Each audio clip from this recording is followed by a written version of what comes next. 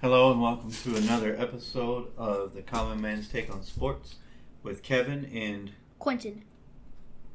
Alright, so today there's a couple of significant things that I want to talk about. The first topic is a couple of days ago, the Nebraska women's volleyball team had a sporting event at the football stadium, the Memorial Stadium, and so they broke the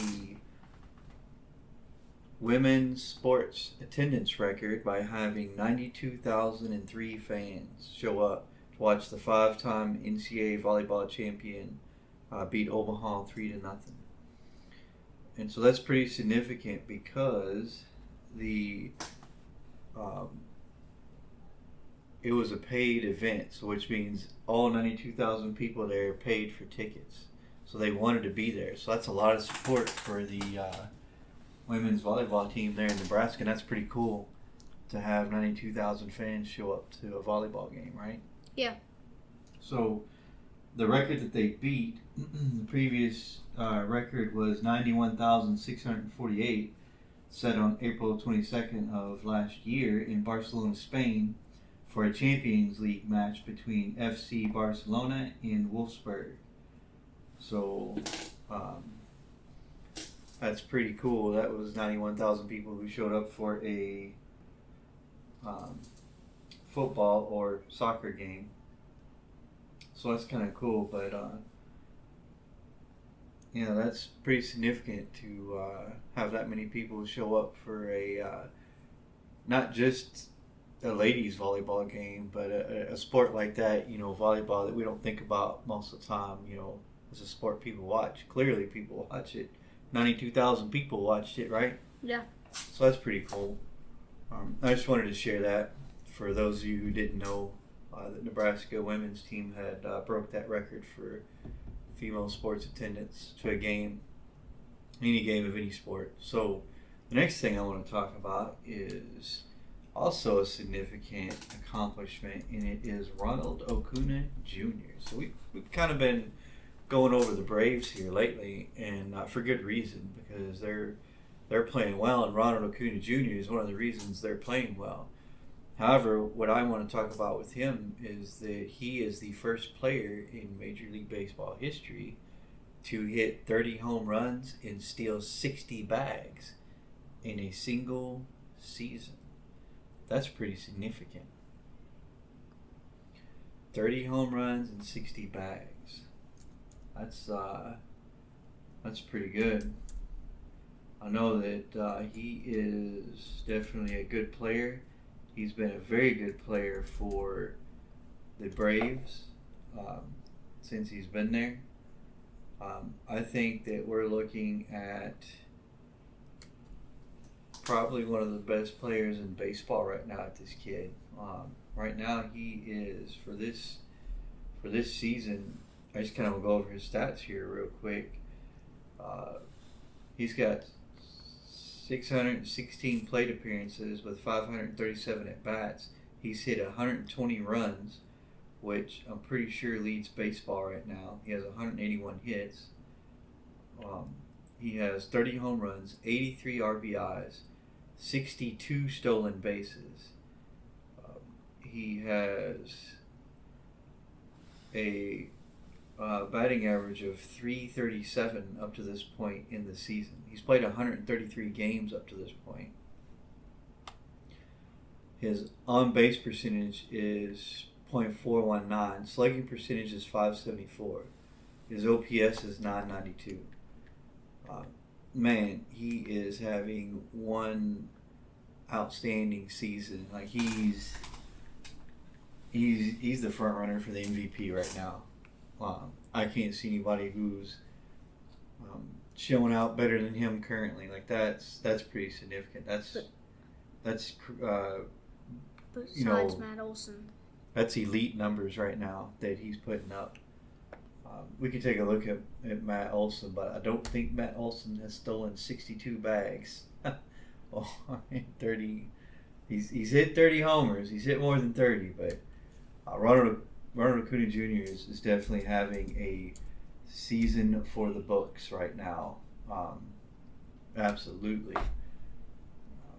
he's just putting up some crazy stats. So that's pretty significant, pretty good for him. So Matt Olson's not far behind him, not with the stolen bases, of course, but so your Olson has 596 plate appearances with 503 at bats. He has 103 runs, which is still pretty good. 135 hits. He has 43 home runs, 112 RBIs, which you can't take away from that either. Like, that's pretty good. Also, he has one stolen base, so there's obviously one place where Acuna is better than him. So here's what separates Olson from Acuna right here. Olson's batting average is 268. So, that's decent. You like your star players to be 270 or above, but 268's decent. Like, that's good enough. So you got Ronald Acuna Jr. putting up those numbers, and his batting average is 337. So I think that's what sets him apart from Olson right now. Slugging percentage, on base percentage, Olson's 376, and what was Acuna? 419. This is where Acuna is separating himself from Olson. Slugging percentage, 584, 574, so it's pretty close right there. OPS for Olson's 960, and Acuna was 992. So a little bit of separation there, but total bases, Olson has 294, and Ronald Acuna Jr. has 308. It's that he's having a season for the books for sure. He's definitely showing out and just looking really, really good right now. If they stay healthy, I'm telling you, Quentin, I just don't see anybody who's going. There might be some teams that give the Braves some good games in the playoffs, but probably, man, if they can keep these guys healthy, I'm telling you, I don't know if there's anybody who's going to beat them in the playoffs if they stay hot like this, especially Olson and Acuna Jr. Because the rest of the team seems to feed off of those two, and when those two are killing it, like everybody else just seems to fall in line, and those two are definitely killing it. And their pitching isn't horrible either.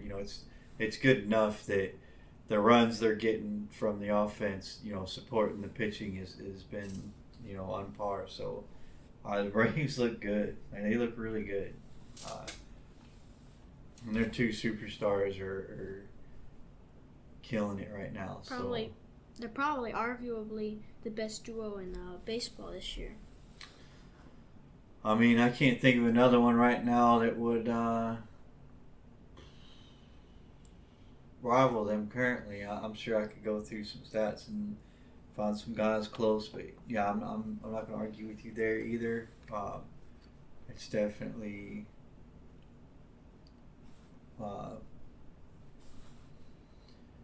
they're definitely a formidable duo. Just the way that they're playing and what they're doing. Absolutely. I'm telling you, and it pains me to say this, but yeah, everybody better watch out for the Braves. The Braves are killing it right now, for sure. There's no doubt. I saw that your predictions becoming more and more true for the playoffs there about the Cubs, because they beat the Reds today, which just created a little more separation between them and the Reds in that division. So I told right now it looks like the Cubs are going to make it. Yep, they're leading 2-1 in the bottom of the fifth against the Reds right now. I feel like there's a comeback in the Reds right now. No, there's no comeback in the works. No. So moving on, college football has started. It started last night. I watched a little bit of that Florida-Utah game. Utah is just what I thought their defense is going to be stout this year. Again, I think USC is going to struggle against Utah, at least for right now. What I've seen of USC, I'm going to try to catch their game again tomorrow just to see what it looks like. But, if they don't fix that defense, man, like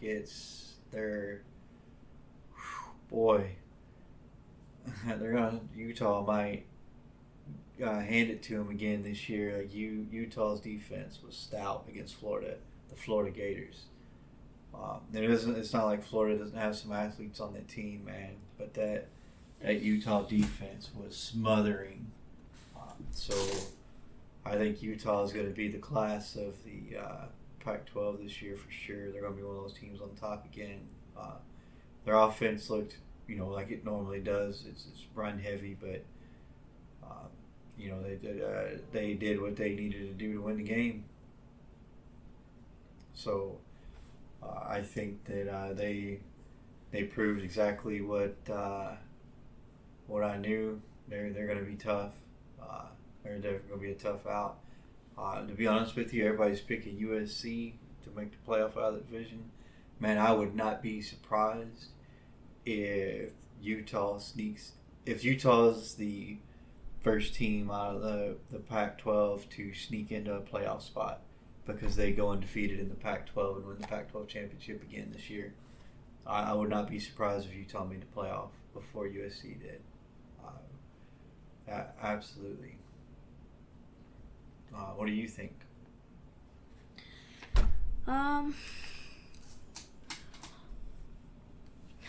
Well, I do think that Utah, if Utah is the first Pac-12 team to reach the playoff, and before USC, that wouldn't be surprising to me. That would not be surprising to me. Not at all be surprising to me, because last year was last year's Pac-12 championship was just didn't work out in USC's favor. No, that smothering defense by Utah killed them, and then Utah took advantage of those stops they got and they scored. And then of course you're not going to hold a Lincoln Riley offense down for long, but the problem was USC couldn't get stops, so they were behind, playing from behind, and so Utah just owned them in that Pac-12 championship. So that's I think right now, things could change. The USC defense could get better, but right now, from what I can see, Utah is the class of the Pac-12 currently. Now tomorrow we'll get to see Oregon play a little bit, and a couple other teams in the Pac-12. We'll kind of see what they look like, but. If I had to, I'm not like all these talking heads on the sports networks. If I had to take my pick right now, I'm picking Utah to come out of the Pac-12. That's my pick based off what I've seen this far. Again, it might change as the season goes along, but currently that's what I see and what my assessment is for them. So.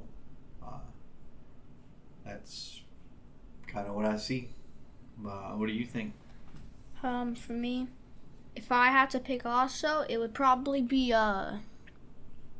maybe Oregon, but I think right now it would be Utah, but maybe Oregon. But yeah, I agree. Oregon can jump in that conversation for sure. Washington was good last year. They could jump in that conversation. I forgot. Yeah, I forgot about Washington. Yeah, they could jump in that conversation. Yeah, right now I just think they're the class of the Pac-12, and I just don't. I don't think that there's a question about it currently. So we'll see how that plays out when the season goes. I'm excited tomorrow to watch my Wolverines play East Carolina. Not super happy about the Jim Harbaugh suspension. However, it's only 3 games. Yeah, well, if you wanted him suspended for any 3 games, it would be these 3 because they're gonna. The one thing that worries me is Sharon Moore will also be out, and he's the play caller. But I have confidence in Mike Hart to be able to call that offense. So I don't think that. I think they'll be fine. The good thing is Jim and Sharon Moore are able to help them prepare all week long. So obviously they're going to get together and put that game plan together, and then all Mike Hart and Jesse Minter and the rest of the staff, Steve Kling's going to have to do is just execute that game plan. And I think they will. I think Michigan will win handily, no problem. But yeah, I'm excited to watch them. So excited to watch a lot of football tomorrow, all weekend actually for Labor Day weekend. I'm ready to watch that LSU Florida State game. I'm ready to watch that Clemson Duke game on Monday night. So yeah, I'm ready for some football.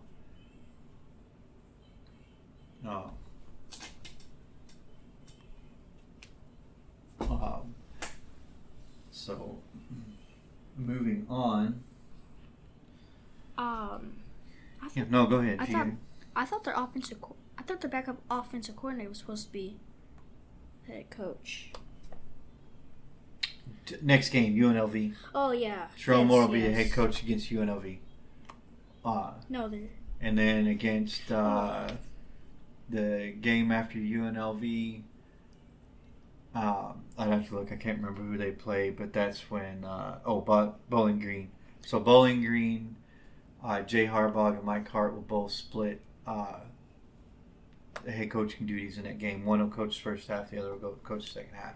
That's how they played it out. J.C. Minter will be head coach tomorrow. Sharon Moore will be head coach against UNLV. And then Mike Hart and Jay Harbaugh will split the duties against Bowling Green. And then Jim will be back against, is it Rutgers, their first game? Yeah. Yeah, back against Rutgers for their first Big Ten matchup. So that's how that's gonna go. I'm sitting here watching this Michigan State Central Michigan game, and Central Michigan just stopped Michigan State on a 4th and 1, and then literally ran the ball down the field and scored on them. So it's now 7-3 Central Michigan, and I just can't tell you how happy I am to see that score. And see Mel Tucker's face on that sideline. Anyway, I should throw that in there. Yeah, we're watching some games tonight. But moving on, I do think that Big Ten is going to be a 3-team race in the East between Penn State, Ohio State, and Michigan. I honestly think we could almost have kind of the same scenario we had in 2016 when each team beat the other one, and it's just going to come down to a tiebreaker between the 3. The 2016, you were a little young for that season there. You were like 2 years old. But Michigan beat Penn State early in the season. They mollywopped them pretty good. And then Penn State turned around and beat Ohio State later in the season on a blocked field goal attempt that they scored on. And then Ohio State turned around and beat Michigan last game of the season. So they had a 3-way tie. So by default, Penn State got the Big Ten championship bid from the East. And that's still the only Big Ten championship James Franklin has been to. And I believe they won it that year too. They beat Wisconsin in the Big Ten championship. But yeah, I think we could almost have a scenario like that again this year where it's going to be a tough sledding between those 3. They all 3 look pretty tough. Yeah. Big Ten West, I'm not sure about. Everybody's picking Iowa. Watching Cade McNamara as a Michigan fan, he is a good quarterback. He makes good decisions with the football most of the time. He does get into situations sometimes where he tries to force the ball in to coverages that he shouldn't, but for the most part, he takes care of the ball, makes good decisions with it. However, he does come with his limitations, right? He's not a scrambler. If you bring the rush, he's not extending a play. He's not getting away. Like you're going to sack him. And I think a lot of teams figured that out his second year at Michigan. Like if you bring the pressure, Cade McNamara is not very good under pressure. So that's one of his downfalls. And he's not very athletic, but he's the short to medium passes. He's pretty decent. He's not much on the long ball. But you don't really need a long ball if you can, nickel and dime your way down the field with short passes. And, of course, Iowa's a run-heavy team anyway. So they're going to pound that football in there and then get you with a play action here and there, for like a short pass or something. They use they're like Michigan. They use their tight ends a lot. So, you'll see a lot of tight end plays where they'll pretend like they're going to block, and then they'll break out into coverage and be, open, streaking down the field there. So I think Iowa does have a chance to be better this year. Wisconsin has a chance to be a little bit better under Luke Fickell. Minnesota obviously beat Nebraska the other night. Now that game, I didn't get to watch it live. I had to watch it on the replay on the Big Ten Network. But, however, that was a very good game. Good comeback by Minnesota.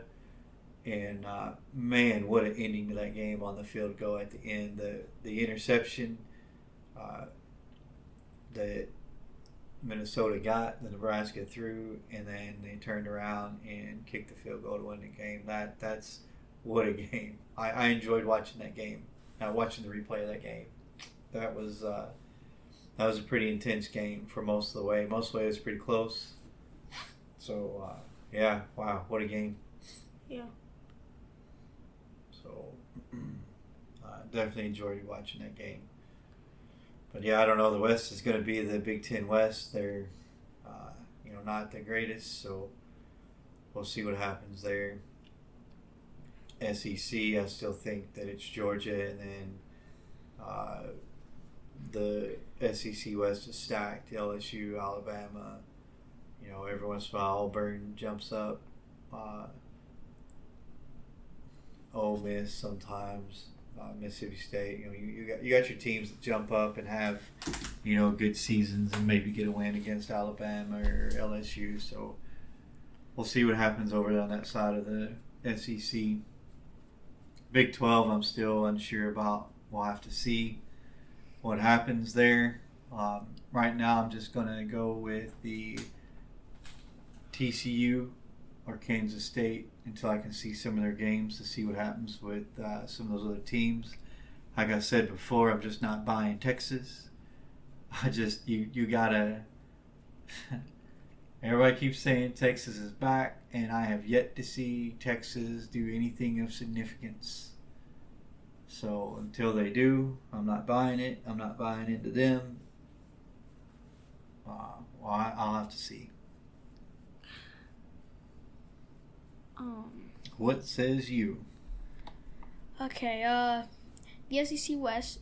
I think the SEC West is also stacked. Mm-hmm. Alabama, LSU, sometimes Auburn, sometimes.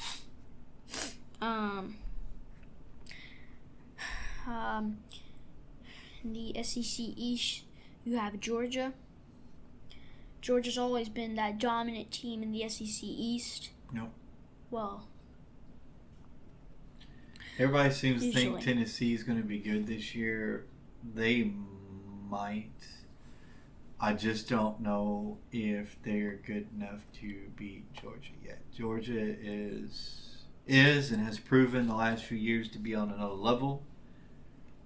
So that's a wait and see for me. As far as Tennessee goes, they could jump in there. After watching Utah, dominate Florida, I definitely don't think Florida's there yet. Actually, I like the fact that Florida lost to Utah because there was a couple of recruits Michigan was trying to get They committed to Florida, so if Florida continues to lose, they might be able to flip those recruits later. So I'm good with Florida losing. I hope they continue to lose. That's always a good thing, especially when you're in recruiting battles.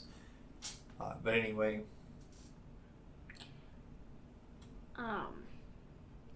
I do think I do also want Florida to lose. I also want Florida State to lose. Florida State. I want Florida State to lose. I don't have anything against Florida State. I do want LSU to win the first game though, just because my wife is an LSU fan, and she is from the area. She is from New Orleans, so yes, she's an LSU fan, and so LSU and Michigan never play, so I don't have anything against LSU. I would like to win that first game, but after that first game, I don't. If Florida State goes on a tear and wins every game after that, it wouldn't make any difference one way or the other. Is that why you want Florida State to lose because they're playing LSU and that's your mama's team? Yeah. Well, no. No. It's because I don't want them to beat Clemson and go to the ACC championship game. Oh, I see. Okay. I don't know if they're good enough to do that yet. Clemson is still the class of the ACC as far as I'm concerned. That's one of those things where you're going to somebody in the ACC has to knock Clemson off before I'm going to write them off. They're always tough. Dabo always seems to find a way to win. So and I think they're going to be better this year for it. I think Cade Klubnik, man, I almost couldn't get that out. Cade Klubnik will have a better year this year after getting some of that starting experience towards the end of the year last year. I think he'll be better in that offensive scheme.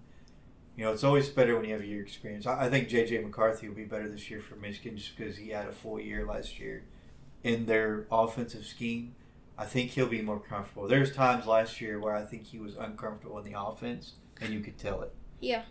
And I think that's going to be less this year. I think he's going to be way more comfortable in that offense. And I think that's going to be, you know, a great thing for Michigan, obviously. So, I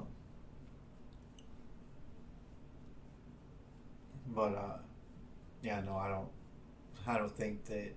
I think Clemson wins the ACC again this year. I don't think anybody's going to beat them. I just don't. Go ahead. Yeah, I do think that Florida State needs maybe 2 or 3 more years to get to the level where they can actually compete with Clemson for an ACC title, or to get in the conversation for an ACC title. Okay. You know, I think if Michigan wins the Big Ten, it'd be a race for second in the Big Ten East. Nobody cares about second. Only But first. it sure looks like Ohio State does. I do think that Michigan could get the Big Ten could get 2 teams in again this year. Honestly, this could be a year where you see 2 SEC teams and 2 Big Ten teams in the college football playoff. You know, this is the last year for the 4-team playoff too.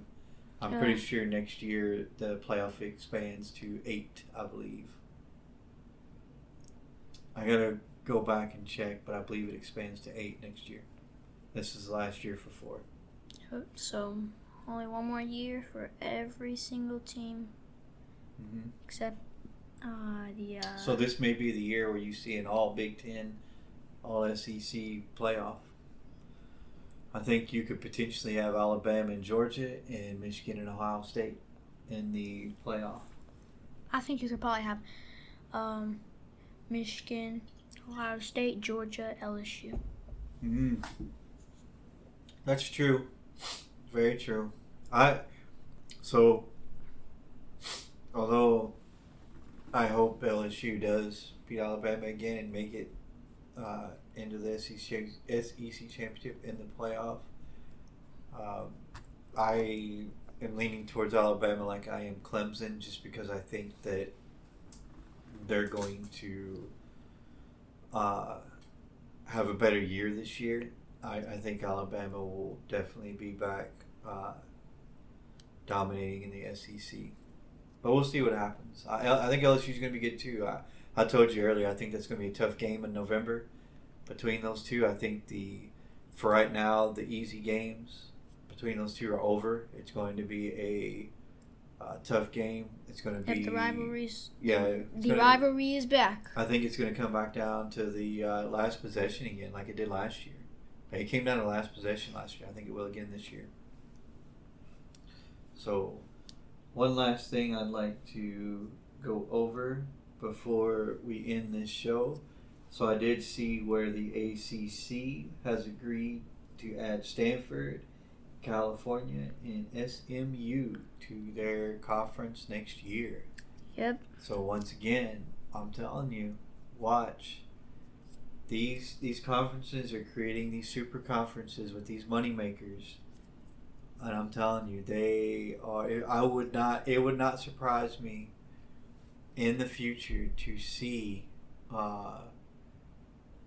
the top 3 or 4 conferences just disassociate themselves from the NCAA and create their own governing body, and just basically tell the NCAA, we don't need you, you need us, and walk away from them and their rules and have their own governing body.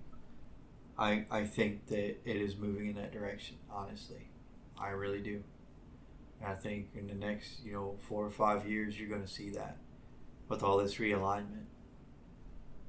Just my opinion, my take on that. I really think that's the direction that college sports are going.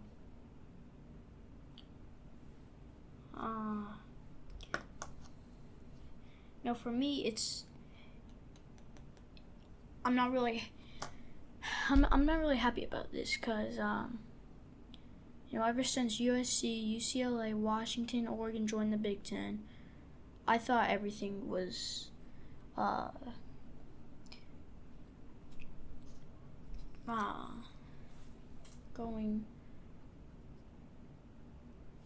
going to be done. No, it ain't over. I can tell you right now, I feel like it's over. It's not over. It's nowhere near over. I can tell you that right now. I won't. They're going to continue. I'm telling you, watch.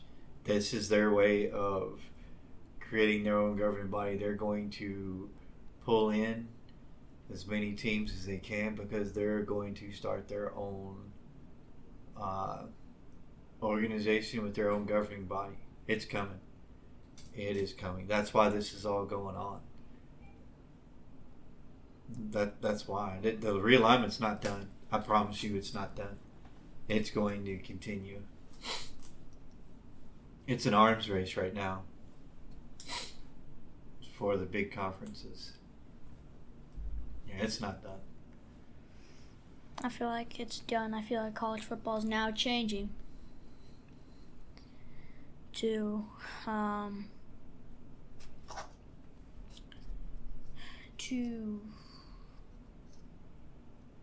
living nightmare right now.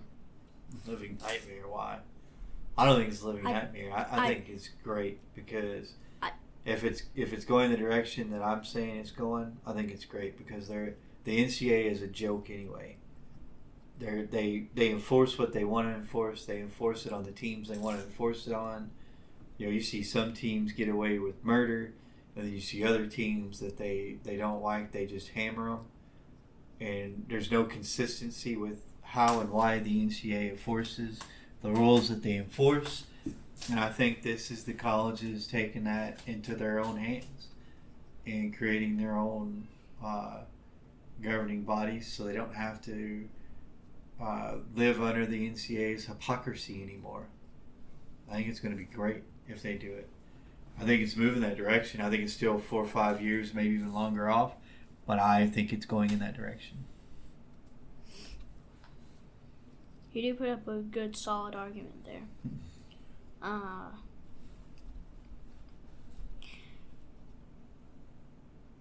But I feel... Go ahead. Yeah, but I feel like, for me, I feel like that this is. I feel like it's the wrong move right now. Because I feel like they're ruining college football. Really? You do? Yeah. Because with these once the Pac-12 is done, I feel like everything's done. Interesting. Pac-12's done, boss. They're not getting any teams, and they're still losing teams. I think they have 4 teams left, to be honest. Don't they still have Oregon State? I think so. 4 teams. They have 4 teams left, if I'm not mistaken. But They lost everybody else. Everybody else is moving next year. Well, then those 4 teams need to find a conference. You know what? Let me tell these 4 teams, if you guys are listening, join the Big Ten. They'll take you. Well, the Big Ten would have to invite them to come over there, but I mean, it wouldn't hurt to reach out to them. Yeah. You never know. Or the SEC, they'll take you. The SEC, yeah, they'll take anybody. They'll take anybody, make their conference more competitive. Yeah. Last thing I want to cover before we end the show is, so I did see where Major League Baseball is keeping the pitch clock and the pitch clock rules for the playoffs. I think that's a good thing. I'm glad they're keeping those rules. I think it's definitely a good thing. I think I mentioned it on an earlier podcast. I'm okay with the pitch clock. I think it's been good for baseball. Honestly, I haven't seen a difference other than the games are a little faster, but to be honest, it's only about an average of 30 minutes, so really nothing's changed. Everything's still pretty much the same. The only thing it does is it forces the batter and the pitcher to get ready just a little bit faster than before, but other than that, I mean, I haven't seen any change in baseball games. I haven't seen any change in pitching, batting. Everything seems the same to me. So I'm glad they're keeping the pitch clock and the rules for the playoffs. I think the pitch clock, like Max Scherzer said, it's rising pitchers' injuries. Max Scherzer? Yeah, Max Scherzer. It's rising pitchers' injuries, and I haven't seen one injury this year that's not a normal pitcher injury that they were already getting anyway. Oh, don't worry. It will soon happen. Or you'll soon be wrong again. No, be quiet. I wasn't wrong about the MLB standings. I wasn't wrong about the standings. I was not wrong about the standings, so I'm not going to be wrong about the pitch clock. All right, that'll conclude our show for today. We thank you for listening, and we hope you enjoyed the show.